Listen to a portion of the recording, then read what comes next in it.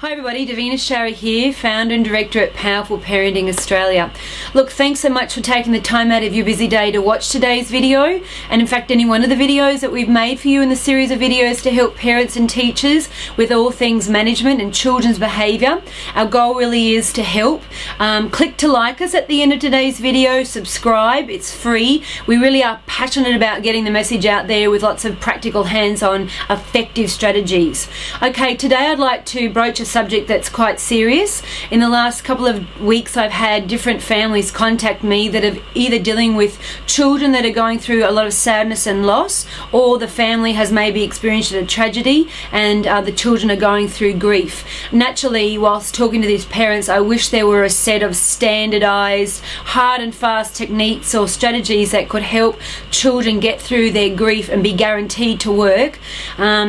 Unfortunately, there's no such thing. There is, however, ideas that I'd like to share with you today, definite strategies that can help your child get through loss or grief in the healthiest possible way, and if implemented can really help your child not only cope while they're going through grief, also help your child cope for years to come. So by being available, by showing your child that they are safe, by comforting your child, by perhaps getting outside help, setting up a safe place for your child to memorialize the person or the loved one who has left their life. These are some of the strategies that I'd like to talk to you about today. Okay, let's get started. Coping with grief, sadness and loss.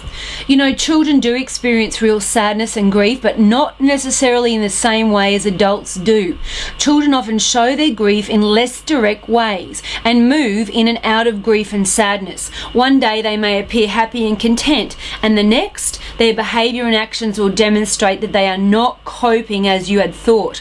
Grief and sadness due to loss of someone or something or a traumatic event can manifest itself in so many different ways, including swings in behaviour, highly emotional reactions to things, temper tantrums, fighting, crying, searching, change in eating habits, clinging, nightmares, bedwetting, thumb sucking, separation anxiety, anger, denial, irritability, self-blame, withdrawal, aggression, longing, resentment, sleep disturbance and anxiety. So let's look at what to do. What are the initial steps or techniques that you can employ to help children in the grieving process? Firstly, explain what has occurred and answer their questions. Okay, don't delay in telling your child what has occurred. This is very important. Use age-appropriate language and try to explain things simply, calmly and sensitively. Depending on their age, some children will not understand the concept of loss or death and will need time to learn what this even means. Try to answer all your questions and do your best to answer honestly and clearly. And please answer "I don't know" if you don't know the answer to a particular question. Don't offer too much information, as we know this can be very overwhelming for children. Take cues from your child and invite him or her to talk about how they think or feel. Okay, the next strategy. Be loving, comforting and reassuring. Talking about death or loss can be very difficult. By comforting your child through your words and your actions, you help them to feel reassured. Focus on safety, as children can feel very scared during this time. Be reassuring and let your child know that they are in no way to blame for what has happened. Okay, there are the steps that I would suggest initially. Now, over time, there are different techniques for you to employ. Firstly, be available over time and allow your child to have time. And by that we mean this. Children grieve in bursts. They can feel loss just as much as adults, but they may show it differently. Spending time with your child and being available may help them to feel safer. They may feel very confused. So take the time out just to talk. Allow your child to ask questions, even repeatedly, and to share their concerns. If you can't talk about things personally, find a caring adult who is close to your family and ask them to please help.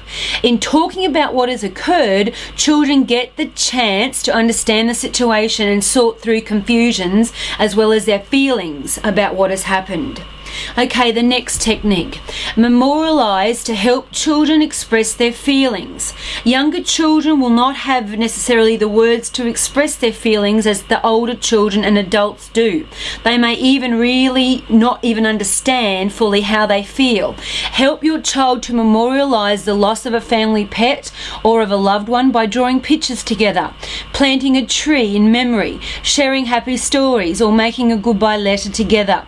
These are just a few ways that you can help your child to say goodbye in order to give them some closure. It may be important to acknowledge that your love for the person or the animal remains even though they have passed away. And don't forget, please don't hide your own emotions. It's okay to let your child see that you're also sad, but try to remain fairly calm, as this will keep things on a more even keel. You can actually teach your child how to react with sadness, but without the big mood swings of emotion, by demonstrating that yourself. If you are particularly upset, and it's possible, perhaps you could experience these highly emotional moments as private adult time. Okay, the next idea. Get resources for the home. Books explaining loss, sadness and grief can be borrowed from the local school or the library and can very much help children come to terms with what has happened. Books and stories also show children that grief and loss is a part of life and that other people are experiencing similar things. Next, enlist the help of the school and teacher, and this is very valuable. School or kindergarten offer a refuge for children going through challenging experiences and represent a safe place to be. School is a constant in many children's lives and must be a priority. Enlist the support of the school staff and administration team. Ask for help.